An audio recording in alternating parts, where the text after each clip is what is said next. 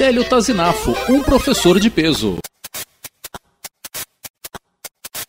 E agora para os quase bichos, aí vai mais uma dica de peso.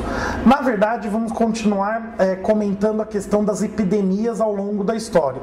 Na dica passada, a gente comentou até a peste negra, a principal epidemia do período medieval.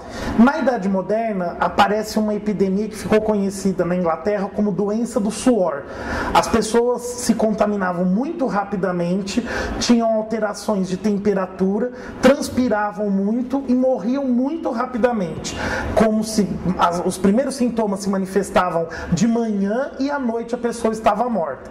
Ninguém sabe ao certo o motivo e qual doença era essa. O fato é que ela teve pelo menos 2 grandes ciclos que levaram parte da nobreza da corte do Henrique VIII a se deslocar de Londres para as regiões do interior, onde as condições de contágio pareciam menores.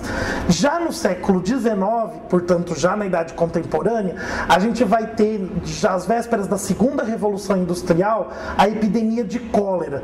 A doença aparece na Ásia e antes de matar muitas pessoas nas áreas suburbanas de Londres, vai dizimar cidades, vilarejos inteiros da Tailândia e da Índia. Na verdade, as condições de proliferação dessa doença estão relacionadas à falta de saneamento básico e à falta de infraestrutura nas grandes cidades ou mesmo em vilas, já que o agente causador da doença se prolifera por meio da água estagnada que as pessoas acabam utilizando ou para o consumo direto ou para cozinhar os alimentos, enfim, manusear os alimentos. Depois a gente vai ter a maior das epidemias do século XX, que é a gripe espanhola. A doença surge nas trincheiras da Primeira Guerra Mundial, onde os soldados tinham péssimas condições de higiene, eram soldados que acabaram ficando subnutridos. A gente não pode esquecer, calculava-se que a guerra duraria no máximo 1 ano e meio ou 2, e a Primeira Guerra acaba durando 4 anos, com uma quantidade enorme de mortos nessas áreas de trincheira onde o objetivo era evitar o avanço do adversário.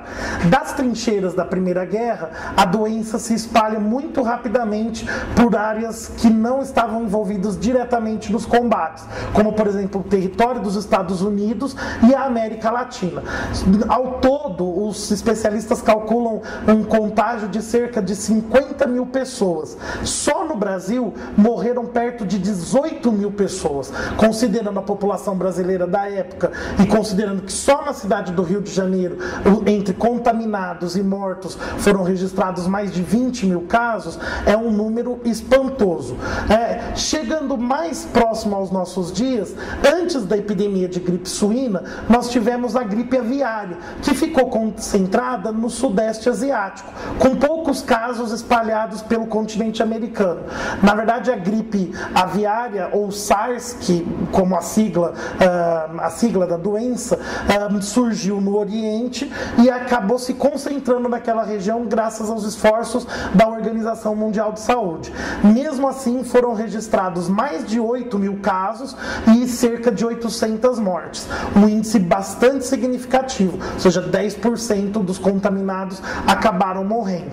E agora chegamos à gripe suína, que não temos ainda os números definitivos, mas que, graças às medidas tomadas preventivas, os números de casos têm declinado, sobretudo na América do Sul, onde a gente tem o início de temperaturas mais altas com a primavera e o verão.